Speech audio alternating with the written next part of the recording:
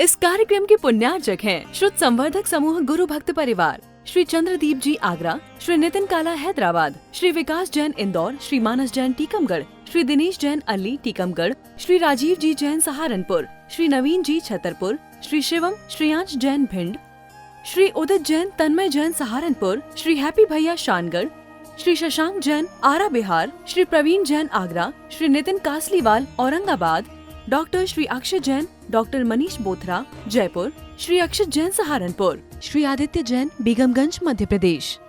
एक तो है माँ, जब भी आपके अंदर जिज्ञासा खड़ी हो और आप महाराज जी से पूछने आए तो हम तो स्पष्ट पूछ लेते हैं। यदि आपने भवनलाल जी हमसे कोई प्रश्न किया, हम पूछते हैं तुम्हें आगम प्रमाण चाहिए या तर्क चाहिए। अगर आगम प्रमाण शिवम दे दिया है तो फिर क्या आगम की मानते हो? और आगम प्रमाण दिखा दिया गया है, आप बताओ। बस इतने से काम हो जाएगा। फिर समझ में आता है मेरी बुद्धि क्या चल रही है। आगम की भी मैं नकार देता हूं, कहता हूं नहीं नहीं पंडित जी, दो चीजें हमेशा पूछ लेना चाहिए जब सामने वाला खड़ा होना और आपके पास में दोनों चीजें हैं। आगम रखा हुआ है, उसको भी प्रमाण कहा है, और जिन आगम में तर्क नाम का प्रमाण भी रखा हुआ है, जो आगम नहीं मानते उनको तर्किक बुद्धि से समझाना पड़ता है कि आगम ऐसा है। तो आप लोग क्या मानने वाले हो? आगम मानने वाले हो कि तर्क वाले हो? कुतर्क वाले हैं महाराज जी हम लोग तो। ठीक है, कुतर्क करो, इसलिए कुतर्क हैं, इसलिए तो तुम तर्क प्रमाण पे जाते हो। और सारे विसंवाद इसलिए होते हैं कि जगत के सारे लोग कुतर्क करते हैं और उसको सुतर्क और नयों के माध्यम से जब जिन आगम समझाता है तब उनकी बुद्धि आती है कि सत्य तो यही है।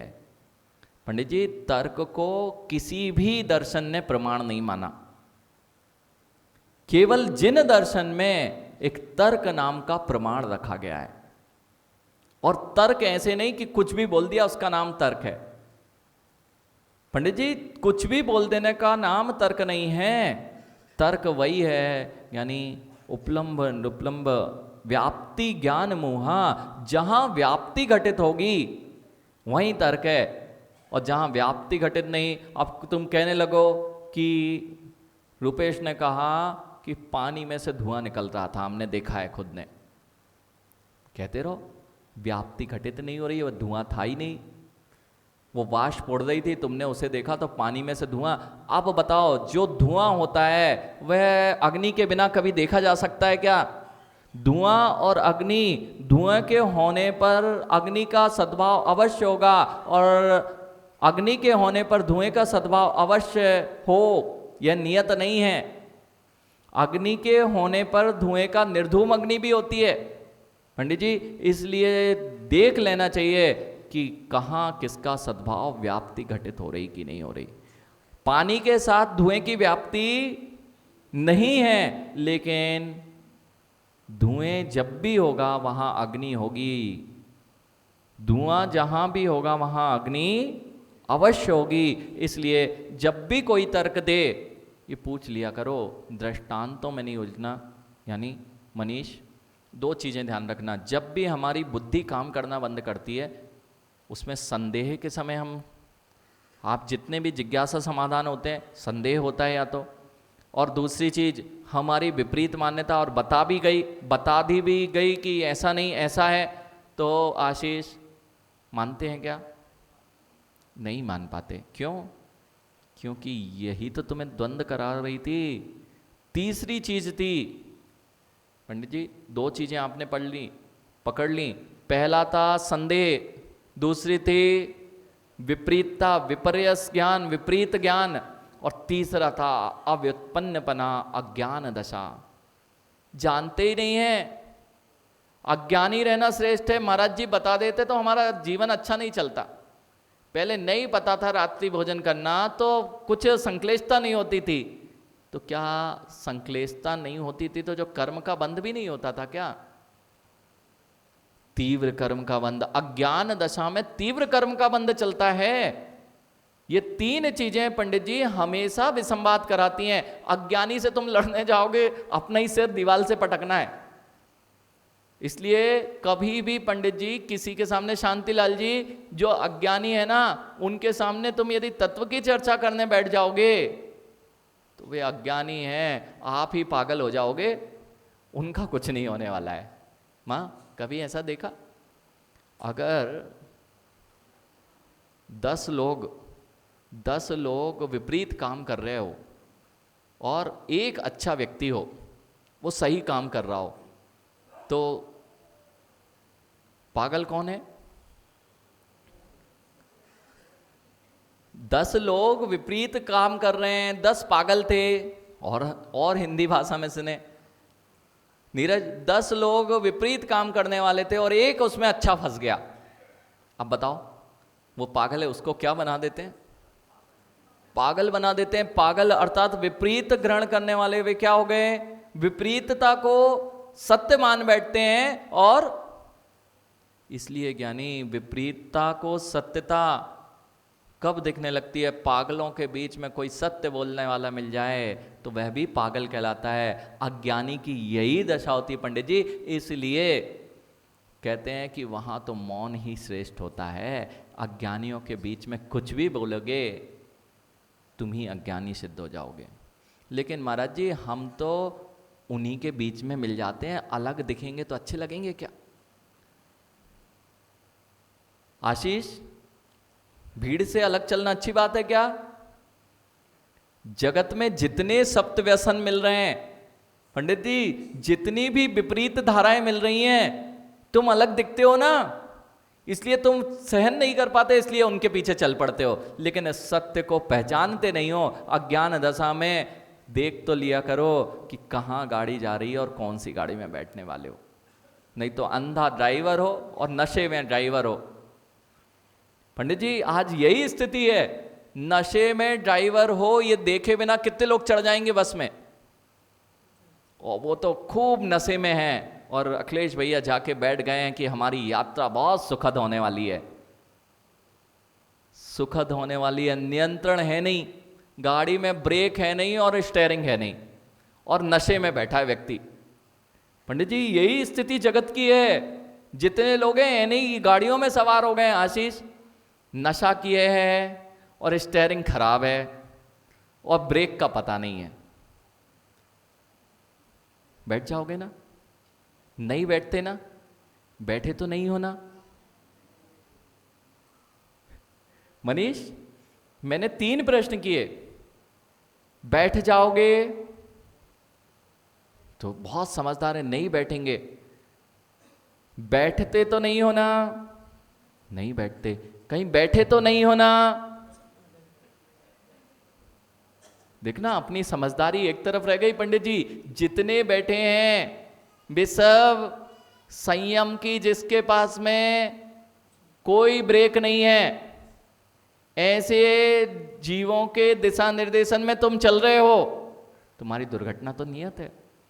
जिनको अशुभ में भी शुभ दिखाई दे रहा है, हिंसा, झूठ, चोरी, कुशील, कोई दिशा ही नहीं है कहाँ स्टीयरिंग जा रही है, उनके पीछे बैठ के कहते हो कि हमारा पार लग जाएगा, हम सुखी हो जाएंगे, हम पार लग जाएंगे। यानी समझो पंडित जी, समझो। और जो मोह में बैठा है वह परम नशे में बैठा है, जिसका मिथ्यात्व नहीं टूटा। उनकी गाड़ियों में तुम बैठ के बिना स्टीयरिंग और बिना ब्रेक की गाड़ी में बैठ के नहीं बैठते ना, कि बैठे हुए हो? पंडित जी, बैठे हुए हैं यहाँ जितने हैं, बहुत मुश्किल है शांतिलाल जी कि हम, पता ही नहीं है कि बिना ब्रेक किए। देख तो लिया करो कौन ड्राइवर है, देख तो लिया करो गाड़ी का इंजन सही भी है कि। जान जी, स्थिति इतनी विपरीत हो चुकी है। क्यों हुई है माँ ये? अलग चलेंगे तो अच्छा लगेगा क्या? जैसे बच्चों के साथ में होता है कि 10 लोग यदि सब एक से हैं, वे पार्टी क्लब में जा रहे हैं, हम नहीं करेंगे किटी पार्टी तो अच्छे लगेंगे क्या? माँ, किटी पार्टी अच्छे लोगों के स्थान है ना। अब विचार करो, आप बैठते नहीं हो, आपने बोला है, बैठे हो कि नहीं बैठे हो? जिन जिन स्थानों पे जाना नहीं चाहिए, उन स्थानों पर यदि आप खड़े हैं तो आप बैठे ही हैं। और कितनी अच्छी चलेगी ना वह गाड़ी, कितनी अच्छी चलेगी ना मां, कितनी देर चलेगी ये तो बता दो, कितनी देर चलेगी अक्षत, कितनी देर चलेगी बेटा। कोई भी गाड़ी चल जाए बहुत मुश्किल है, जाके दुर्घटना होनी ही होनी है। तुम्हारे साथ भी यही हो रहा है पंडित जी। इसलिए सूक्ष्मतम जो तत्व हैं वे जिनेंद्र भगवान द्वारा कहे गए हैं, उनकी ओर तुम्हारी दृष्टि नहीं जाती, उस पे तुम शंका कर लेते हो और कहीं भी बैठ जाते हो। सूक्ष्मतम जिनोदितम तत्वम हेतु भिर्नेव हन्यते आज्ञा ग्राह्यम तु सिद्धम ना अन्यथा वादिनो जना। पंडित जी ये गाथा जब तक आपके मस्तिष्क में नहीं आएगी माँ, तब तक आपका संसार में पार लगाने वाला कोई नहीं मिलेगा। आशीष ये क्या गाथा कह रही है, तत्व बहुत सूक्ष्म है जिसको सर्वज्ञ केवली भगवान के द्वारा प्रणीत किया गया है। वे तत्व मुझे समझ में नहीं आते, लेकिन तुम्हारे हेतुओं से वे खंडित नहीं होते। उन्हें तो जैसा कहा गया है वैसा ग्रहण कर लोगे तो तुम्हारा काम बन जाएगा, क्योंकि आज्ञा ग्राह्यम तु सिद्धम ना अन्यथा वादिनो जिनहा। माँ जिनेंद्र भगवान अन्यथावादी नहीं होते। अब विचार करना है लोक भावना पर। रमेश पंडित जी ये सब भूमिका किसकी चल रही थी कि 63 पटल किसने देखे स्वर्ग के? आज इनकी मान्यता यही चल रही रुपेश, किसने देखा स्वर्ग, किसने देखा नरक। आज चारवाक नहीं है, यानी चारवाक आज नहीं बचे। चारवाक पता है दर्शन हुआ है शांतिलाल जी, एक चारवाक नाम का दर्शन हुआ है, चारुवाक। चारुवाक से चारवाक शब्द बना। मनीष चारु अर्थात होता है अच्छा, अच्छे वचन बोलने वाला, मीठे मीठे वचन बोलने वाला और भोगों की ओर ले जाने वाला। ऐसा चारुवाक दर्शन यही कहता है किसने देखा स्वर्ग, किसने देखा नरक, जो कुछ है यही है, और यदि यही है तो ऐश करो ना, इसके बाद तो पता नहीं क्या होने वाला है। ये सब बेचारे स्वयं अज्ञानी हैं और आपको अज्ञान में ले जाते हैं। लेकिन 10 अज्ञानी मिल जाए संसार में माँ, 130 करोड़ से ज़्यादा जनसंख्या है ना भारत की, और संसार की 750 करोड़, 800 करोड़ के आसपास जनसंख्या होगी मनीष, सत्य? तो 800 करोड़ में जैनी कितने हैं? 80 लाख मान लो। 80 लाख, 800 करोड़ में 80 लाख गलत दिशा में चले तो ये गलत है ना। चलना तो हमें 800 करोड़ के साथ चाहिए ना। ये लोग पागल है ना। जिनेंद्र भगवान बस ज्ञानी, बस यही समझ में आ जाए। अब तुम्हारी बुद्धि को बहुत विस्तार की आवश्यकता है। जो जिनेंद्र भगवान की निर्णय कर लो।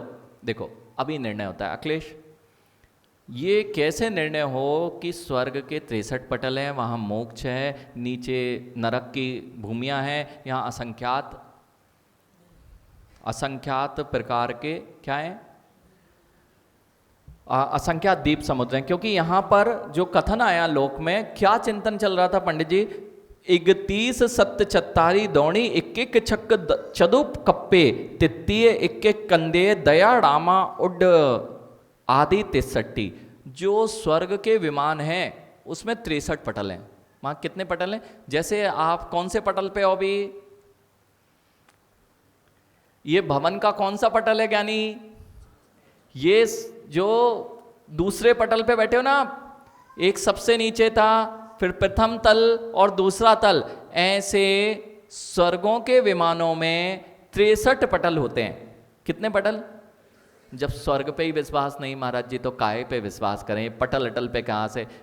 एक बात यहाँ निर्णय कर लें रमेश पंडित जी, जिन जिनको अभी तक भगवान की, जिनेंद्र भगवान की वाणी पर ज्ञात नहीं है, आज या तो रुपेश सुबह की कक्षा में बैठ जाते तो इन्हें विश्वास हो जाता। सुबह चर्चा जो चल रही थी पंडित जी, उस चर्चा में बैठ जाते। अब उसमें इतने गहरे गहरे तत्व चल रहे थे जो तुम्हारी बुद्धि में तुम्हें कह रहे थे महाराज जी बहुत ऊपर से निकल रहे थे।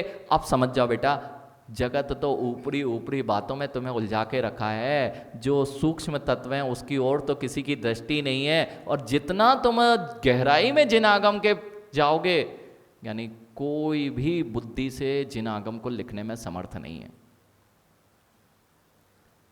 मां, जिन ग्रंथों का लेखन हुआ है वे लेखन बुद्धि से नहीं हुआ है पंडित जी। बुद्धि से कोई कर्मों को नहीं लिख सकता था कि कौन सा कर्म कितनी प्रकृतियां कितने दिन रहती हैं, कब नष्ट होती हैं, कौन सी प्रकृति कितने अनुभाग के साथ में कितने दिन तक ठहर सकती है, कौन सी प्रकृति से क्या होने वाला है। तुम्हारे हर विषयों के प्रश्नों के उत्तर बुद्धि से नहीं दिए जा सकते थे। यानी तब विश्वास होता है कि कोई ना कोई ऐसा है जिसे परमाणु भी दिखता था, कोई ना कोई ऐसा है जिसे तीन लोक के सारे कुछ द्रव्य, हर द्रव्य गुण पर्याय दिखाई देती थी।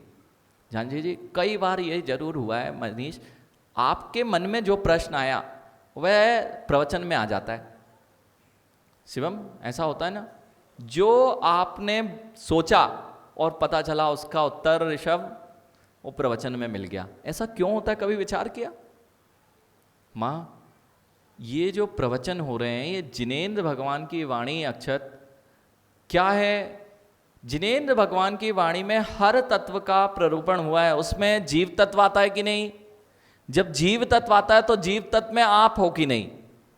और आप हो तो जो आत्मा जो संसारी है वह संसार में कैसे भ्रमण करती है, ये वर्णन आएगा कि नहीं?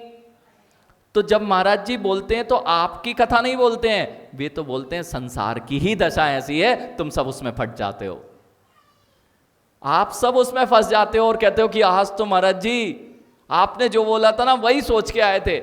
यानी आपने क्या, सारे संसार के अंदर यही तो राग द्वेष की घटनाएं जो बता रखी हैं कि राग द्वेष परिणाम ऐसे ऐसे जीवों के होते हैं और ऐसी ऐसी स्थिति बनती है।